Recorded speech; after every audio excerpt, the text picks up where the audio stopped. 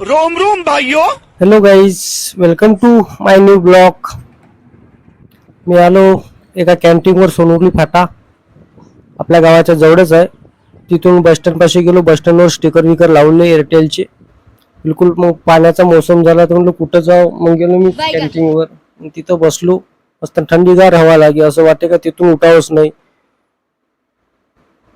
गाड्या वाड्या चालू राहत होत्या. बिलकुल इकडून तिकडून गमत होतं. मग आले संतोष भाऊचे 2 लेकरं. पण ते एवढे इच्छकपणा करत होते का खूपच इच्छकपणा करत होते. त्यांना व्हिडिओत घेत होते तर पळून जात होते. त्यांच्या जवळ होते फुगे. फुगवत जाय ना फोडत जाय. कर क्या रहा है यहाँ पे.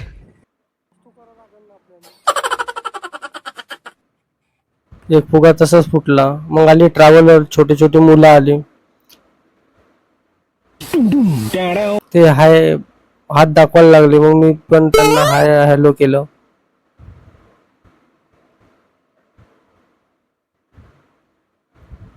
मग एक मॅक्झिमो दिसली. एक क्यूटशी मुलगी दिसली बिलकुल.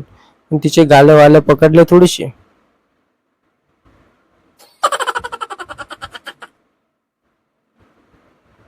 मग जायचं होतं मला घरी. एक माझ्या घराजवळचा मुलगा आकाश आलता.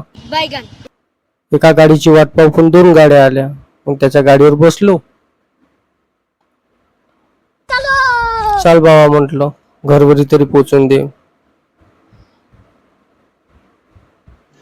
रुको जरा.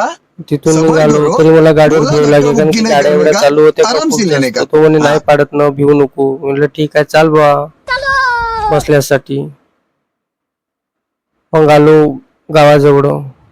मग म्हटलं थांबू, इथंच थांबू, मी इथंच उतरतो, कारण की घरी जायचा रोड आपला शॉर्टकट आहे तिकडून जाण्यापेक्षा.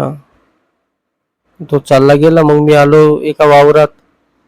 जाता जाता तिथं फुलगोबी, पत्तागोबीची रोपं दिसली. छान होते ते. आणि बाया वावरात लागवड करत होते ते पत्तागोबी फुलगोबीची. ते बघितलं ना, मग चला म्हटलं घरी जाऊ. हा आपला शॉर्टकट रस्ता. हळू हळू हळू हळू